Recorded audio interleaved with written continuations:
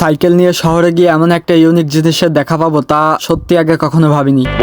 বাড়ি থেকে 800 টাকা নিয়ে বের হয়েছিলাম সাইকেলের জন্য একটা ভালো তালা কিনবো, কারণ এত দামি একটা সাইকেল লক ছাড়া কোথাও রাখা মানে বিশাল রিস্ক। তো সাইকেলটা নিয়ে সামান্য একটু ইঞ্জিনিয়ারিং খাটিয়ে রওনা হলাম গন্তব্যের দিকে।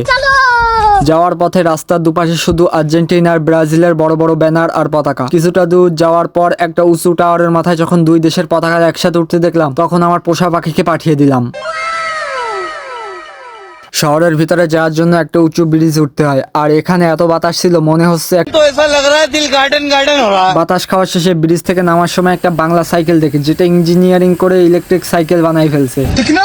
এছাড়া রাস্তার পাশে ময়লা ফেলা নিষেধ, কিন্তু মানুষজন এখানেই সব ময়লা এনে ফেলে। এই দেশ ছাড়বো না, এই দেশ আমার। তারপর আমার সাইকেলের জন্য একটা তালা কিনে যাই, আমার ফোনের জন্য একটা প্রোটেক্টর লাগাতে। অনেকগুলো দোকান খোঁজার পর লাস্ট দোকানে গিয়ে আমার ফোনের মডেলের একটা প্রোটেক্টর পাই। মানুষ হয়তো অনেক সময় মা বাবাকে ছেড়ে চলে যায়, কিন্তু পশু পাখিরা যে মায়ের ভালোবাসা ভোলে না তা একে না দেখলে বিশ্বাস হতো না। এই পাখিটাকে একজন মানুষ ছোট থেকে নিজের সন্তানের মতো ভালোবেসে বড় করেছেন। পাখিটার সাথে কিছু সময় কাটানোর পরে বাড়ির দিকে রওনা হই। তো ভিডিও ভালো লাগলে লাইক সাবস্ক্রাইব করে সামাজিক কাজে লেগে পড়ুন।